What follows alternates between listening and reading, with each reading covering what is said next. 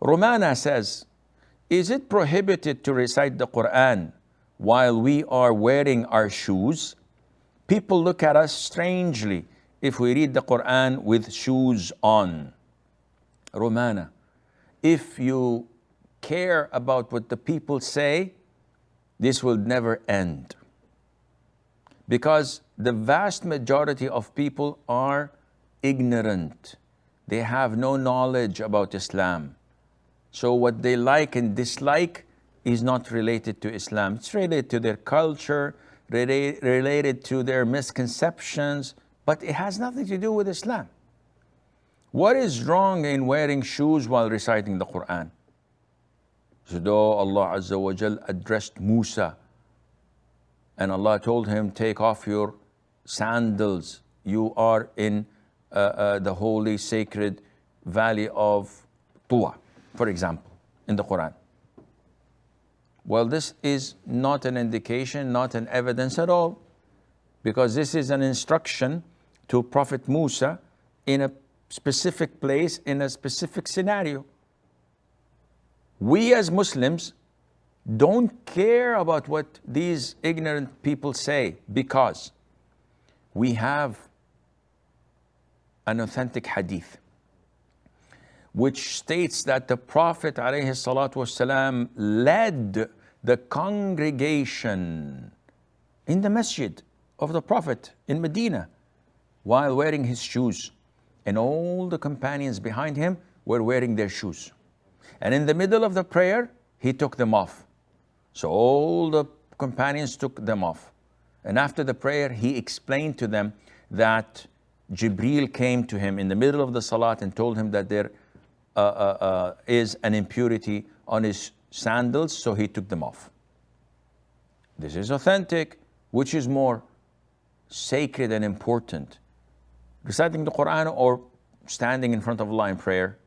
Not only that, the Prophet ﷺ said in an authentic hadith, pray while wearing your sandals or shoes. For the Jews do not pray wearing their shoes or sandals. So this is part of the sunnah, to pray barefooted and also to pray wearing shoes.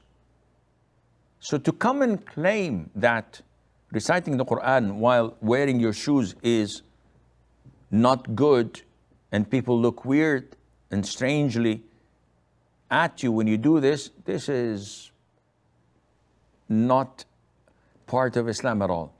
And you should not pay any attention to these ignorant people, because they don't know. Anyone who comes to you, tell them, bring me the evidence, please. Show me from the Quran and the Sunnah that specifically reciting the Quran while wearing your shoes is not permissible. And it has to be an authentic hadith. Not only that, they come to you, and you know, you should know that, and they say that you have to cover your head. You have to cover your hair as a woman when the adhan is called, when you eat, when you enter the toilet to perform wudu, when you recite the Quran. What is this? All of this is baseless and has no relation to Islam. It's only part of the culture of those who are ignorant, who do not know Arabic, who do not memorize the Quran, who do not know anything from the Sunnah. But they found their forefathers saying this, so they follow it blindly without attributing it to the Quran or to the Sunnah. May Allah